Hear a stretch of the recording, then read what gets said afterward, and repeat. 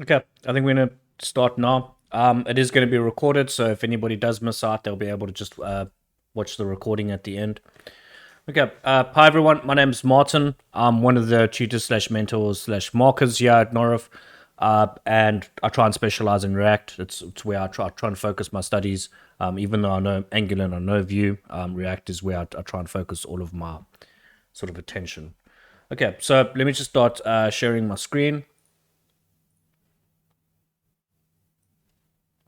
Okay, so that should be shared. Hopefully this isn't like in the way. Let's move it out the way. Okay, so there should be nothing blocking the screen. Okay, so let's talk about sort of just recap what we looked at last week. So the first one let's look at is props. And props, let me actually just add it here. So props are when we calling a component, for example, component X here, props are values we can pass into that component and then we can actually use it inside that component. So let's say that we were to go and call component X here. What I could have done here is I can go and say name is equal to, let's just say Ola, and save it. And then we're going to see hello Ola, because this name prop, we grab it outside, we grab it from the props here. Remember, so that if we're passing any values in here, it's going to be available in this props here. So I could just add anything in. Let's just go age is equal to 45 and save it. And then when I actually look at this console log props, we can actually see that age 45 has actually been added to this component as a prop. React makes it super simple to just pass values down. If you go and try and use Angular, which is more of like a TypeScript related, that's a framework, whereas React is a library. If you go and you try and actually use Angular and you try and do this, you'll see there's like a lot of setup you actually have to do. You can't just pass a value in, you need to set it up. So because React is so quick to sort of just, we can just throw this value in and it's immediately available. It makes it ideal for prototyping and getting out any quick projects. Let me just go and make sure that I can see if anybody asks any questions. Okay. Okay, so that was props. Then the other thing we looked at, which is another big part of React, is the state. And that's where we've got a value that is going to remain. We have to sort of look at how React works again. So let's just look at how it actually works. When we, for example, we've got this value here, or sorry, this div that we've created, and then we've got this number variable, and that's relating to a state here.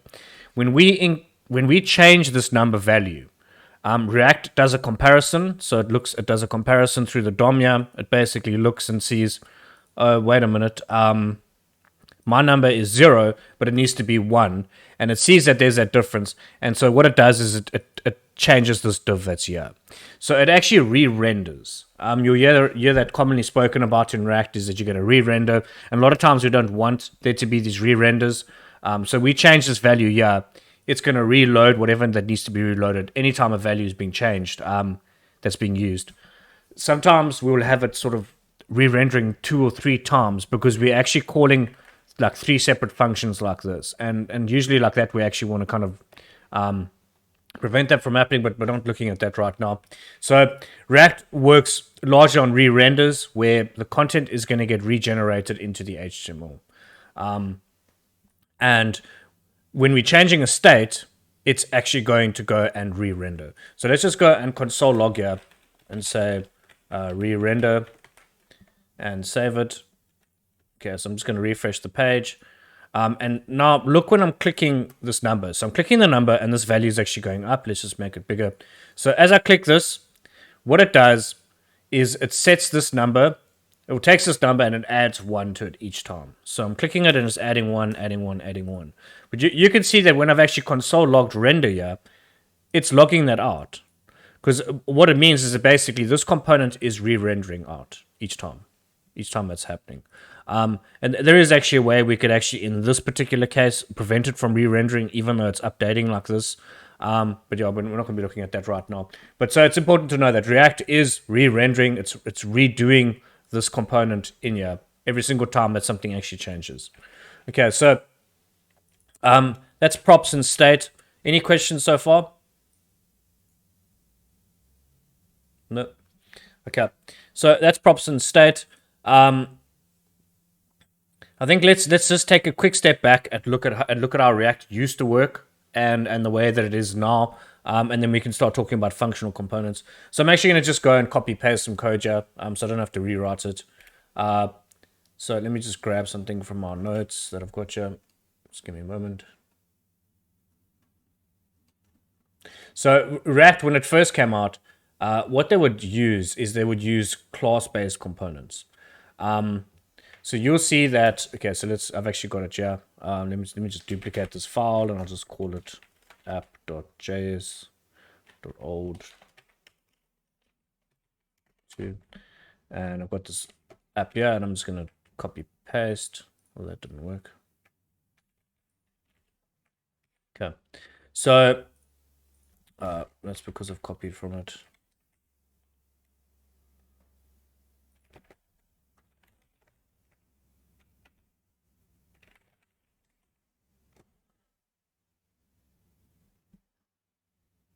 Just give me a moment.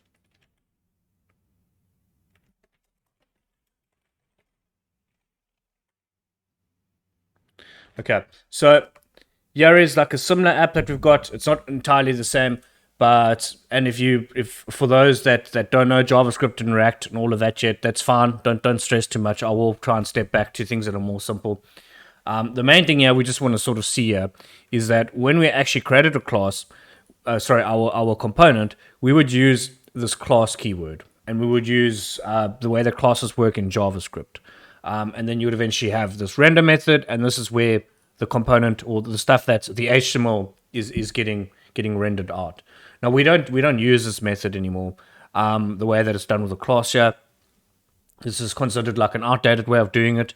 There are still some pretty good use cases where you would actually use a class-based component like this, but most of the time it's just not necessary. The reason why you probably would use a class is that you do have exposure to those lifecycle methods. And it becomes neater if you're making something like a game. But otherwise, we don't want to actually be using class-based components.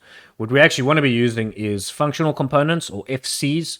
And basically, I'll just actually recreate this whole thing like it is here. Instead of going class, we're actually going to just say app. I'm just going to call it app2 so that there isn't a naming collision there. And then we just return this. And then the only thing that we're missing here is an onClicked or isClicked state. So I'm actually going to just use that use state hook that we looked at last week. So set isClicked and then use state, and it should be false. Okay, so I'm just going to have to do like a react.useState there. So there we go. So this is now the exact same thing as this. It's the exact same thing. There's actually no difference. Like we've got the isClicked, and yeah, so this is now the shorter way of doing it, and it's generally seen as the way to use React, because we now have, with these functional components, we also have access to things called hooks. Like for example, this use state was a hook. We couldn't use that in a class-based component. So generally when we've got a hook, we add use at the beginning. So use state, use effect. Let's say I created my own one. I would call it use API call. And generally, when it comes to hook, what you generally do is, let's actually just have an example, have a look at that. So I'm going to take this out now. So yeah, generally we don't use class-based components anymore. If you're reading documentation and they're using class-based components, you need to be careful that documentation isn't a bit old, and it might be a bit outdated or show you things that are a bit outdated. And that's one of the unfortunate things about React documentation, is that a lot of it is still using class-based components. If you do see class-based components when you're looking at React stuff, then just be a bit cautious. Like it's likely is going to be outdated. Okay, so let's say we take this out. Now, the way that a hook would typically work, I'm just going to sort of create one here in this file as just a basic example of how it would generally work. So maybe we just had something like API call, so use API. So this would be in its own file called use API, and generally you would have something like, there'll be a function in here that it's sort of something like do API call, and it does this for you, and then you'd also have a state. So let's just say like data and set data is use state. Actually, so You saw what I did earlier. I went and wrote react.uState because uState is part of this Reactor, but you can make it neater by. So this is importing everything as like the default export from React. Then you can also just get some named exports. So I can throw uState in here. Then I don't have to write use react.uState. I can just go and say uState now. Okay, so that I can take out and just makes it a bit neater. And our data, let's just make it an empty array. So then what we do here is something like do API call. And then what we would return out of here is we'd return maybe like the data and then the do API call. Okay, so now this is basically a hook that we would have in its own file, and we could go and reuse it throughout our app. And this is a very common pattern. You're going to be seeing it in React, and eventually when we do the course rewrite, you'll even actually be writing your own hooks. But knowing how to do this is very important. It's really just this basic. It's sort of these fundamentals where you've got the function, and then you're calling it use something, must have use. Then typically what you're going to have is a state. You're probably not going to want to have just a state like this. You're going to probably want to have something like Redux or like a global state that's actually happening, because otherwise it's going to recreate this every time you're using it. So you're probably going to want to have like some kind of state management, but don't worry about that for now. Then you'd have like something like a bunch of functions that you can do in here. And then importantly at the end is that you're returning these values so that you can destructure these when you're actually using this hook. So let's say we wanted to use this hook. What we would actually do is I would say const, okay, and then we open our box, and then we go and say use API, and then inside here we can now get this method that we've actually exporting from this, and then we can go and we can actually do this method. Let's just console log this.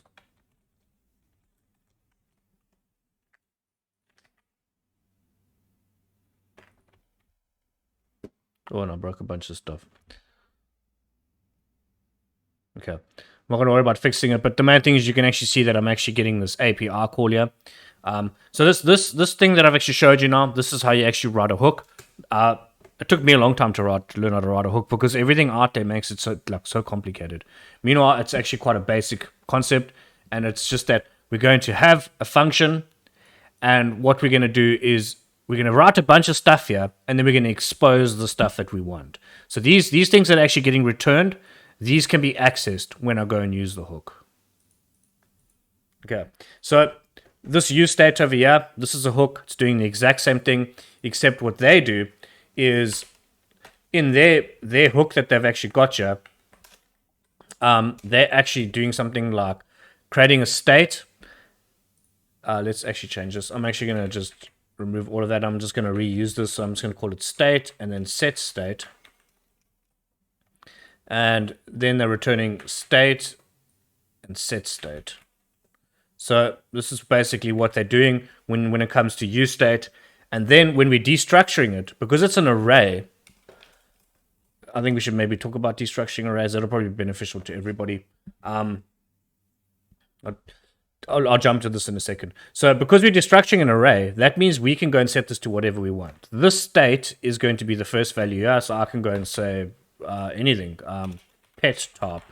And then this value is getting destructured as the second index, so then I can just call it set pet top. So because it's being destructured as an array, we can give it any name that we want, and therefore this is now, sorry, it's actually, yeah, we can give it any name that we want as opposed to destructuring an object.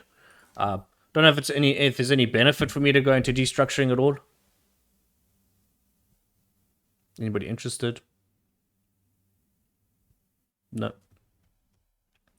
Okay, so right, so that's generally how hooks are sort of created. You create hooks like that. Maybe if there's time, I can actually create like an actual working hook, and we can see how that goes. So what I'm gonna do is we're gonna actually have a look at use effect now. Which is another common hook. So I'm just actually going to take this code that we had here and just stick it back there, save it. Okay, so we've got this code back. I'm going to take out that component. We don't need it there. All right, so what we're going to look at now is a use effect hook. You've got the use state, and we use that to store states throughout our app. That's a very important one to have. Then the other one is use effect. Now, if you remember, we spoke about those class-based components. I'm probably just going to have to bring my notes out here. Okay, so these are just notes that I've got regarding React for myself. So we had this class-based component, and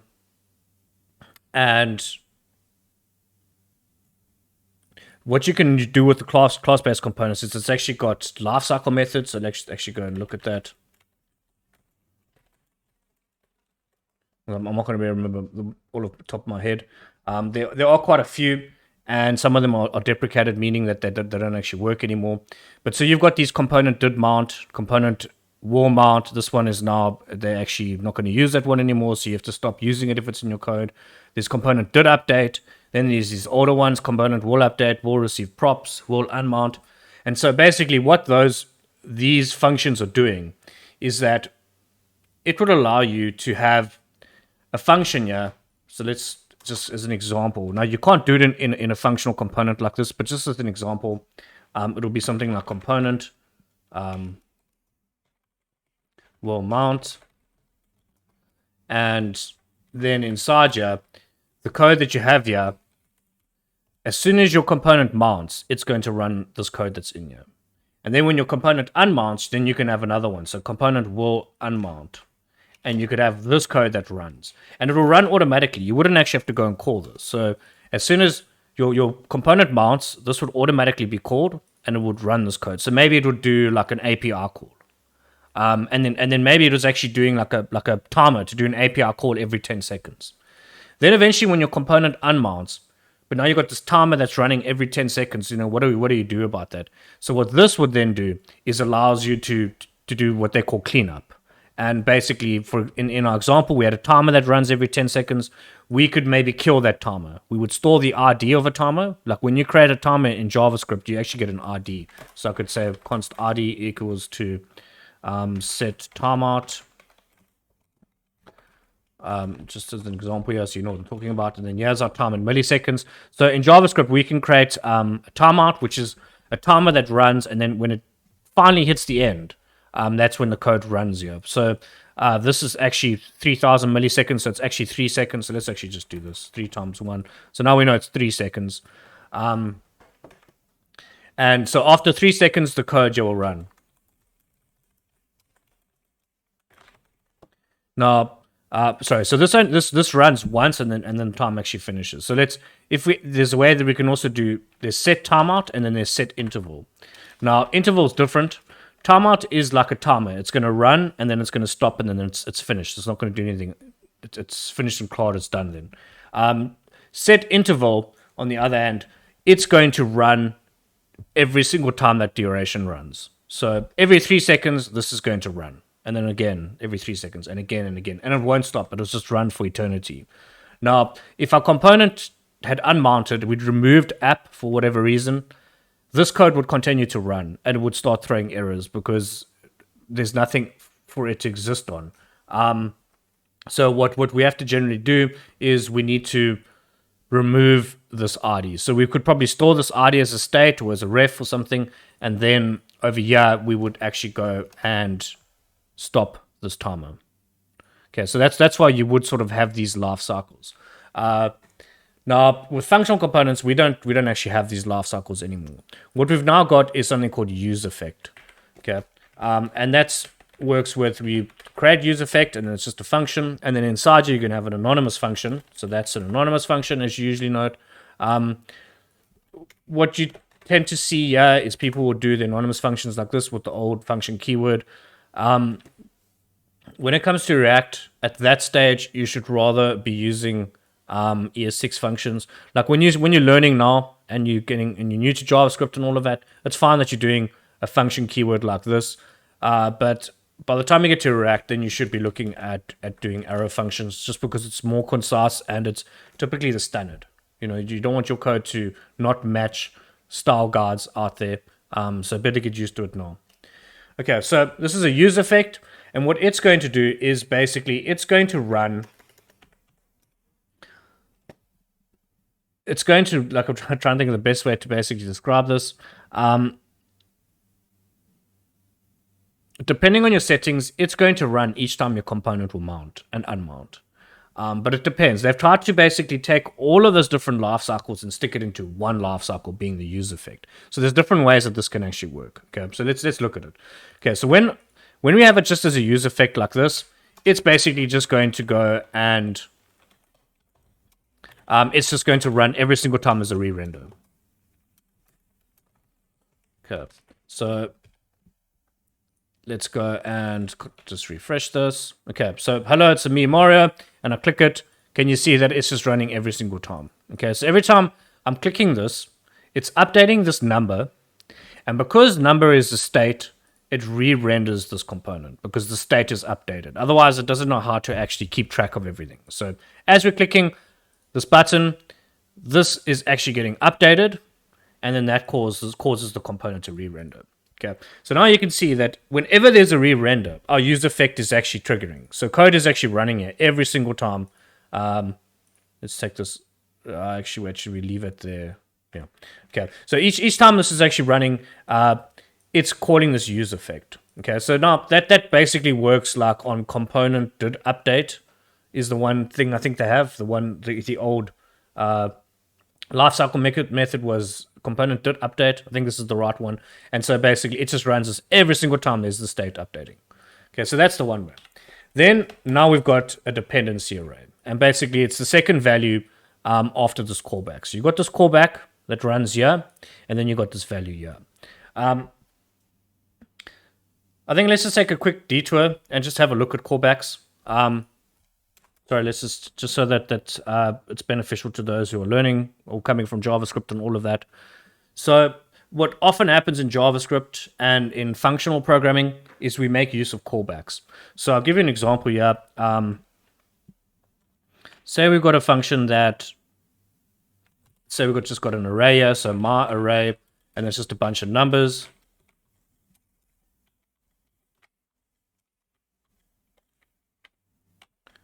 I'm just going to just start spamming stuff. Okay, so we've got a bunch of numbers, and now you get an array method called filter. Okay, so let's not worry about too much about the details about filter. Like, I'll explain what it is, but try not worry too much about filter. And basically, all it is that if our condition matches what we say inside here, it's going to keep a value. Otherwise, it's going to throw it away. Okay, so what you've got here is you've got your first value that comes in, so my number. So that's these. Each of these values are actually getting passed in, and that's basically all I need here. So I've got my number that's coming in, and then what I can do is I can say that if my number is greater than equal to, let's just go with 60, return true. Else we're gonna return false. No, we don't actually have to return false here. I'm just trying to be as detailed as possible. Okay, so what's going to happen now? Actually, let's just do constant new array. Okay, so what's happening here is that we're going to go through this array piece by piece, so one by one, and if the number that we're working on, so if this one is greater than 60, we keep it. If it's not, then we don't want it. Then if this one's greater than 60 and it's not, then we return false, we don't want it. So basically what you eventually happen is just these numbers that are greater than 60. Okay, so let's console log new array. And okay, so here's our new array here. 63, 64, 74, 555, 42. So you can see that we've lost these two here because they were less than 60. Okay, so what I'm trying to show you here, though, is this section of code that I've actually added inside filter. Filter is going to go and work on each of these values, and when it does that, it's running a function. And that function is called a callback function. So we're actually putting our callback function here as an anonymous function. So let's actually make it look like a normal function. Maybe that might be a bit more familiar. Okay, so it's the same thing. So every time this filter is iterating or looping through here, we're calling this function here. Okay, so that's why it's called a callback function. It's calling it again and again and again. And it's basically a function we're passing into our code. Just in this case, we're actually defining it right here in our code. But what we could have also done is we could have actually gone and said something like filter function. And let's just do that. And then, what is it not locking? So I'm doing a lot of stuff inside here when it's likely going to lead to errors. So I do apologize for that. Let's just do this. Undefined is not a function. It's just because I'm probably doing this. If it throws an error, it's fine. Okay, so there we go. So now what we're doing when we're actually running this filter here, for the callback function, it's actually an external function. And so each time it's looping through this, it's calling this function. Okay, so try not to overthink that one. This is just about callbacks. And if you're about callbacks, and you will see them all through JavaScript, like it's one of those things that people like it always gets so complicated when it comes to explaining it. But it really, the reason why it ends up being seemingly so complicated is because it gets used in complicated code. But try and just look at it like, take everything else away and just look at it as it is. And what is like the callback? And it's just a function that we're using to get called every single time our code is running. Okay, so just a bit of a detour there. So now you know that useEffect, this is actually like a callback function that's actually running here. It's like a function we've actually created inside here. You probably could have actually extracted this to some other place, but don't think I've ever actually seen that in React. Okay, so jumping back to this, we had a look at when we don't actually have anything added here. And basically it's going to render every single time our component re-renders. But that doesn't help us in most cases. Okay, so now we got the first one, and this is basically component first did mount. I think is the equivalent. Let me just get rid of that.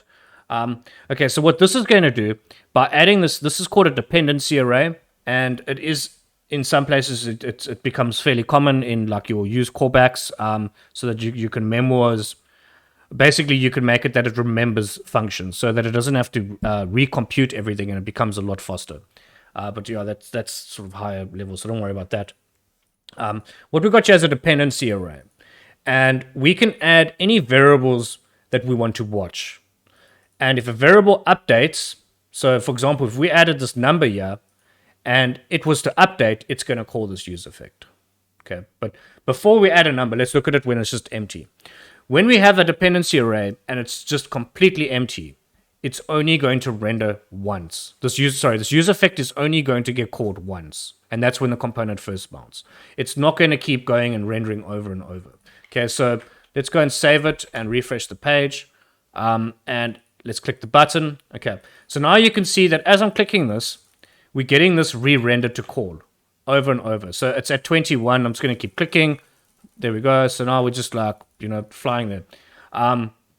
So you can see that this whole component is actually re-rendering, but this useEffect is not calling. It's only going to call the first time this component mounts.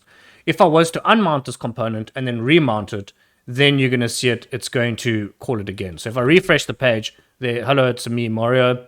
But then as I'm clicking it, we're not seeing it. Refresh the page, there you can see that it's calling it. So this is probably going to be the most common use case for your useEffect, is where you've got an empty dependency array. So without that, this is going to run every single time it re-renders.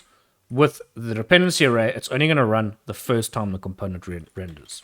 Okay. Now, let's look at adding values in here. Now, what we could have done, in our dependency array, React is not just going to automatically update your component all the time. Sometimes you can have values coming in and it's not going to know that there was a state change. So I can't really think of a case now that sort of explains that, but let's look at the example and then hopefully it does make sense. So sometimes you will have a value that you actually want to keep track of and you want things to happen when that value is actually updating. What you can do is you can include that value inside this dependency array. So maybe it's a value from another component that you're bringing in, so that you can also keep track of it there. And now what this is going to do is that when a component first mounts, it's going to call the useEffect, and then whenever this value updates, it's going to go and call the useEffect. Okay, so It's still going to seem like it worked the way earlier, but it is actually functioning differently. So when I'm clicking this, we can see here that it's actually saying, hello, it's me, Mario. And that is because I've included number as part of this use effect. Okay, so it's probably can't really see that it's working. But yeah, so basically when I'm doing that, it's actually watching this number and it's calling this use effect whenever this number changes. Okay, so that's use effect. Any questions so far? Okay, so we got something from Sean.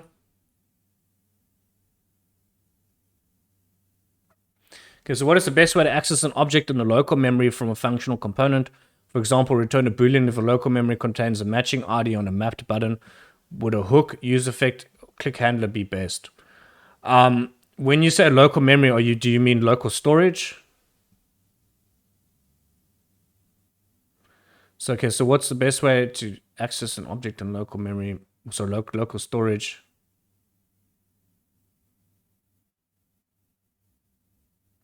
So with local storage, it's basically just the same as you actually would use it in JavaScript. So you would just basically local storage dot set item, my item, and then the value, so true. And then if you needed to just get it,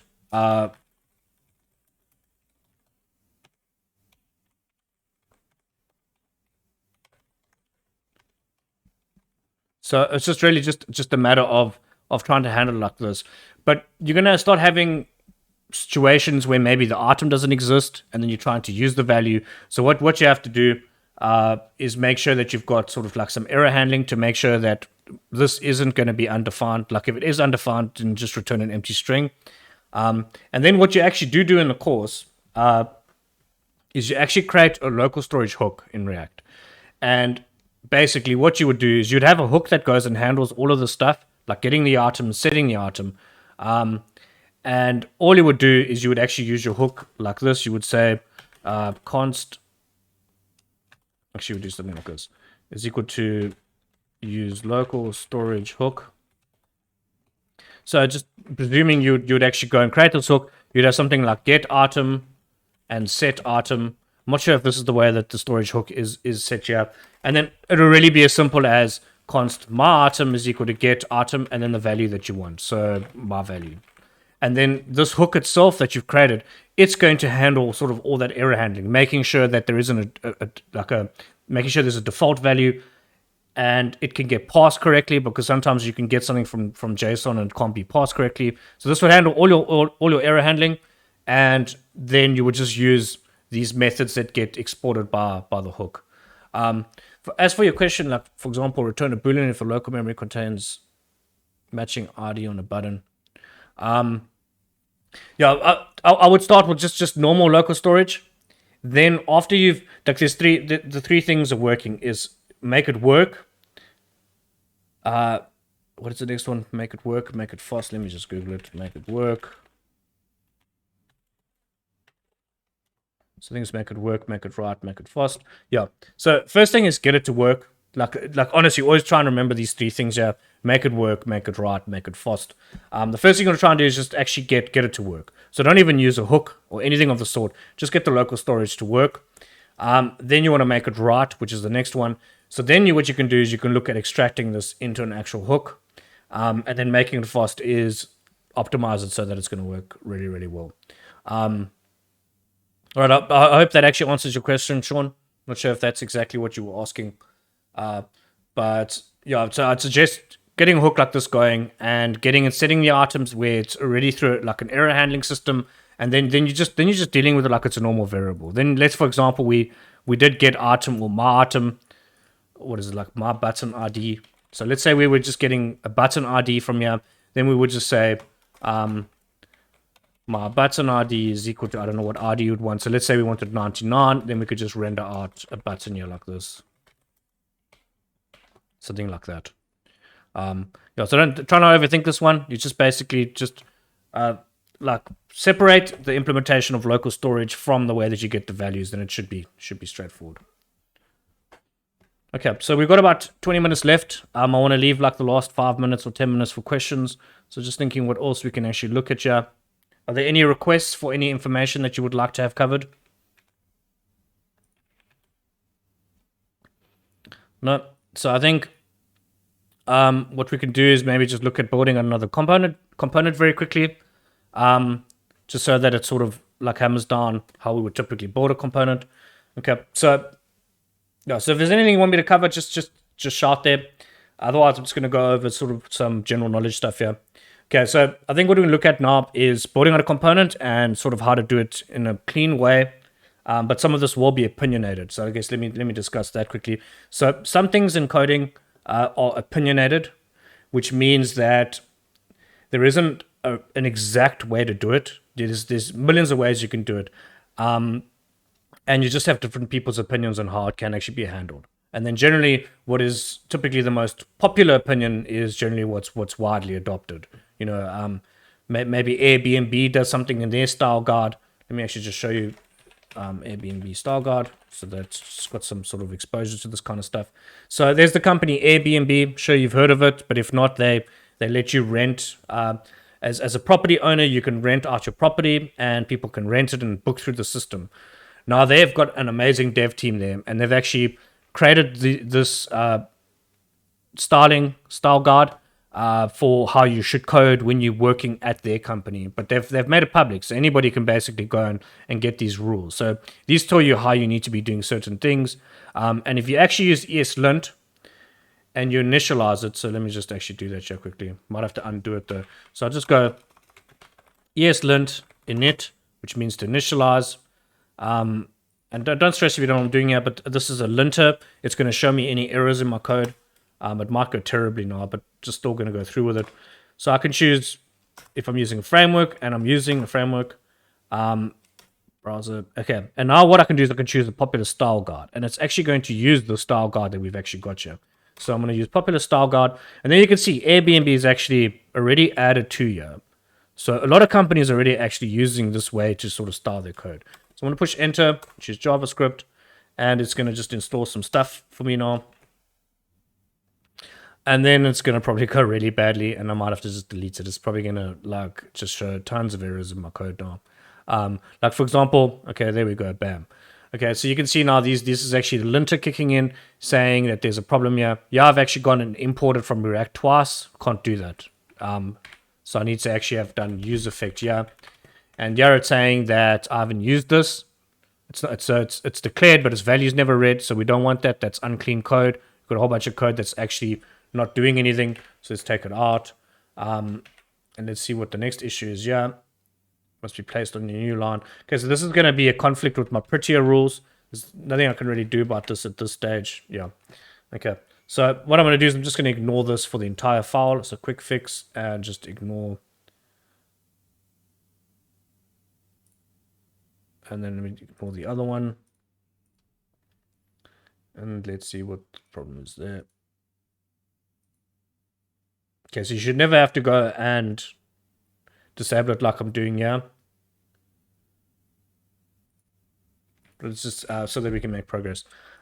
So what I've done here, this has actually gone and blocked all of the rules in the file.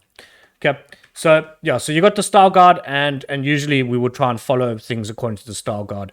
And so all the stuff they've actually got here is opinionated ways of working. You don't have to do it like this. It's you know, maybe Google, who's also on that, they got their style guide. Maybe they completely disagree and they do it this other way. So this stuff is like opinionated. It's not the 100% way to do it. It's just that a lot of people have had success with it, and therefore it's considered like a good practice.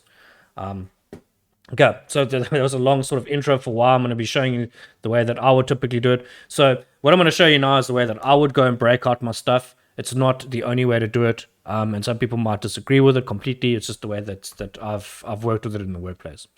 Okay, so say we're going to go and we're going to have a user component. I'll go and create a folder. Okay, first we should actually have a components folder, and then you can see it's actually got its own little sort of icon. And then inside here, I'm going to go and create my component. Okay, so component, you should always have Pascal case. Pascal case is uppercase. Oh, sorry, it's capitalized. So it's like camel case, but it's capitalized. So let me just write it out here. So camel case is like that. And then Pascal case is where it's capitalized in the beginning. Okay, so this is meant to be like a camel with a bump. Okay, so let's just save there. Right, so your components should always have Pascal case. So can you see it's app? It's not app with a lowercase. It should be app with the uppercase. And I've created a components directory, and I'm now going to go and create a user component. Okay, and then inside here, I'm going to create a file, and it's going to be called index.jsx. We did speak about JSX last time. Fairly certain we did. This is where it used to be needed when you had JSX. You used to have to use this for bundlers and things, so it could separate the files. It's not really needed anymore. Like you can see, this is just app.js. But when you use .jsx, you get this really cool little icon here, and it lets a person know that this is going to be a file that contains React code, not just JavaScript code. Because you might have something like a utilities file like this. So utilities.js, and there might be something here like that converts date, and it's just pure JavaScript. It doesn't use any React. Now I know that this is just going to be JavaScript, whereas this is an actual React file. Okay, I'm not calling it user.jsx. I'm calling it index.jsx because then when I import it, all I have to do is okay. Let me just actually go and put this in first. User.jsx. Okay, so now if I was to go and import this, let's actually split app down. Okay, I'm going to split app down. Don't want that. Okay, so I've got app at the bottom here. Now, if I want to go and get this user, I just got to say import user from components/user. Okay, because there's actually that index.tsx. So what's actually JSX? What's actually happening here is it's actually saying index.jsx. But we don't need to add this last part, so we can actually just take that out. If I'd called this user.tsx, sort of JSX, then I would have actually had gone to import it like this. I would have had to go and say /components/user/user/user. Right, so that's just not as clean. So this has now become quite a common pattern to basically call it index.jsx. And then rely on that when it comes to the imports. Then you only actually have to go and say -user. Okay. Cool. So I rushed boarding this out. So let's look at how we actually go and create a component. Okay, super simple. We import React from React. You might not even need to add this these days, but it's out of habit. I always do. Then we create our function. And our function is going to be a component name. So user. And then at the end, we return whatever it is we want to render out. So let's just say user. Okay, so, and then lastly, we have to export this file. So we can export default user. And there you go. So that's how you make a React component. It's really that simple. So let's actually go and use this component. I'm going to take that stuff out, and I'm actually just going to throw the user down here. Okay, so we've got user. Now we want to actually have a bunch of values in here. So let's just think we want a first name, Ola, last name, Nordman, and then module, JS frameworks, and then is admin true. Okay, so no, I don't like that. So when we got Boolean values, generally the sort of preferred way of writing Booleans is to add an is at the front of it. So let's just say, so I want to actually say that this uses an admin. We've got an admin value, and it could be true or false. What you want to say is admin. It just ends up reading a lot better. And it is an opinionated thing, but it ends up reading a lot better. So that, for example, when you got an if statement, you will read it like this. So you'll say if is admin, and then you could do something with your code. So this has become a very, very big, like a common pattern in the workplace now for when you've got Booleans, is to throw is in there. You don't have to use it, but I do highly recommend it just so that your code is sort of more up to date. What it's giving me a linting area. It wants me to say just is admin because this evaluates to what I had written there. But I've learned to rather just write it out. Okay, so now these values are actually coming through automatically to here through this hidden value we don't see, which is props. So just props there, and we could just console log props, and we're going to immediately go and see these values we were coming through. Okay. Sorry, this is that. Let's refresh. Okay, so there you can see these values are all coming through. And I can just duplicate this, and same thing is going to happen. Can't remember what the female equivalent is, so we'll just call it Katie. Okay, so we've got Ola and Katie, and then I want to just try something cool here quickly, just to show you one last thing before we close up. I'm going to have an array here. Okay, so I'm saying larks is equal to, and it's array. And we've got cats, dogs, chocolate. And they can both like the same thing. Okay, so when our props have come through, we've got this whole object is now part of this props here. So if I just have a look at it, let's just refresh and have a look here. Yeah, you can see Ola, first name is admin is true, last name Nordman, larks, and then module. And just by the way, this is actually now alphabetical, but it's not alphabetical here.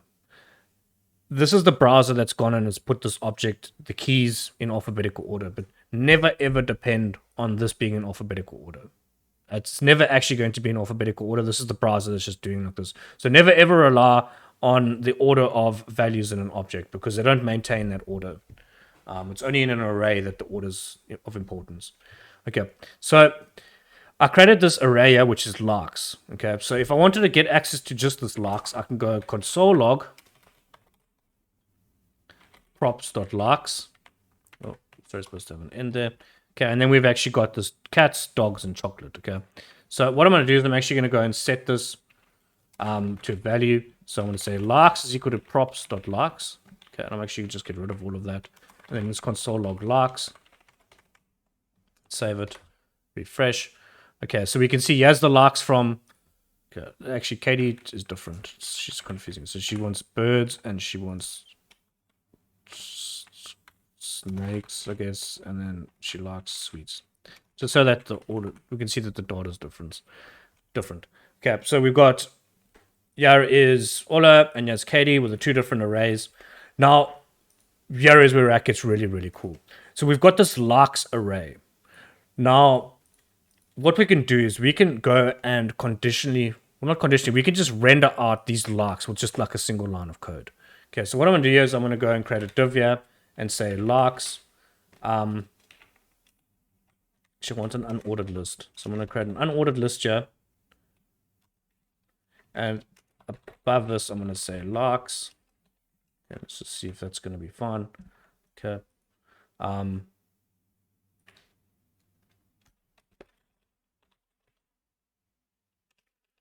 actually going to destructure the values out of here. Okay, so I wish I actually did do destructuring earlier. We didn't. Maybe I can. The next session we can do it on destructuring. So destructuring is basically where you create a box. Okay, so here's my little box. Should have actually been zooming in here a little bit more. This is a box, and I can go and then take any of the values from here and put it in a box. And then I don't have to write stuff like const larks is equal to props.larks, and then const first name is equal to props.larks. Sorry, first name. And I need to now go do this with each of these. You know, that's a pain. I have to have like 5 lines of code. So instead, what we can do is we can actually go and say props, and it doesn't matter. You could just, this could be any object. Then we create a box, and we put any of these values inside this box. So I could just go and say larks, first name, and then I don't have to have all of that code. Okay, so immediately this is going to be working. We don't need to worry about that. I'm just turning off these rules so that, there we go. Okay, so we've got larks and we've got that first name. So I'm actually just going to write here user, and then let's just put first name. Okay, so user Ola and user Katie. So that's because we've got 2 components here. Now what we're going to do, I've got an unordered list, right? What I'm going to do is I'm going to go and take this larks, which is an array here, and loop through each one using map, the array method map, and that will go and generate content. And we just have to write the line once, but it's going to dynamically go and generate content. Okay, so I'm going to say larks.map, and then my current lark, so I'll just say current lark, and then over here, we return whatever it is that we want. We want a list item, okay? So we're going to say a list item, and then current lark. Okay, so what we've done here is we've conditionally rendered this content art. And we're just using this line of code here. Sorry, let me just actually go and turn that off and turn this off. That didn't work. Okay, so this is like the coolest thing to me about React is this dynamically generating content. We can have as many things here as possible. So like, look, I'm just gonna go and add more dogs here. I mean, this person just really loves dogs. So they just like really love dogs. So there you can see Ola just loves like lots of dogs. So this is now allowing us to dynamically render out content. So if we got data from a database, we would just have to write this one line of code. Now imagine we had normal HTML and then someone came and said, look, Ola's really taken upon himself to, like, they've adopted a lot of dogs. So you need to go and add all of the stuff in here. In your HTML, you would have had to have manually gone and added list item, list item, list item. And by the way, you can actually do like time. So let's say you added 99 dogs. So you'd have to go and add this 99 set of list items here. Now, we don't have to do that. We are dynamically generating our content. So if it's coming from a database, we don't have to write our code doesn't have to be any different. Where is that file? Sorry. That's the index.js. Sorry. Oh yes. Okay, so we don't actually have to write any additional content or any HTML. We just write this once and it's done. And then what you could have actually done is that this could have actually been its own component. And you will actually have this in the course where you need to render out a separate component. So typically this is in another file, but you can actually also have it in the same file, but don't do it like this. You should only ever be exporting one component per file. So that's one component. We shouldn't. Now I've got two components, and that's not good. But I'm just doing it in one file so that it's easier for you to see. So we can actually have a user item here and return a list item and the lark that gets passed in here. So I'm just going to say that we get a lark passed in, and we're going to take this out and render out user item. And then we need to go and put our lark. So our lark is equal to current lark. So this lark is going to be a prop here. So sorry, I've actually destructured inside as a parameter here. Instead of having props and then our destructure like this, you can actually destructure in the actual parentheses. But I know that might be confusing. So let's actually go and put it back how it should be. So const lark is equal to props. Okay, and save it. Naturally, there's going to be a problem. Okay, so there it's actually 100%. So now we're actually using a separate component. And this can be completely in a separate file. It should actually be in a separate file. So I guess let me just do that very quickly. So this would have actually been components and then user item and index.js x. Okay, let me just very, very quickly do this. Then export default user item.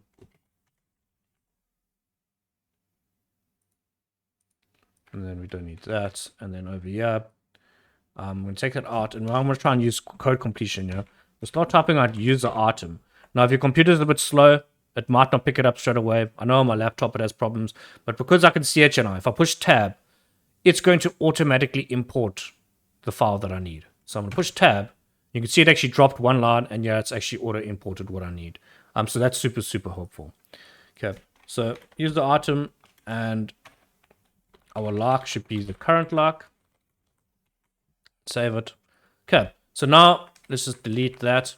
Okay, so now we've actually got this user component, which should actually be called something like user list, not user. And then inside here, we've got these user lark items that we are generating dynamically. Okay, so I think that's what we're going to call it for now.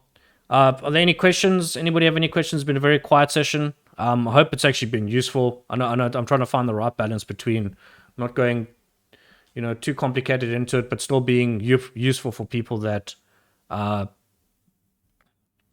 people that are entering React and people that are only just starting. Okay, so don't think we're going to be getting any questions. Right. Thanks everyone for joining this week. Let us know what you would like to see next week. I mean, next week we can actually start doing things like destructuring and that will be beneficial to like a whole bunch of people. All right, so I hope the session was helpful. Probably not as good as the last one, but hopefully it still was helpful. Okay, then I'll see you all next week. Just let us know if there's anything in particular that you actually would like for us to cover, and I'm sure we can go over it. Right. Okay, you must have a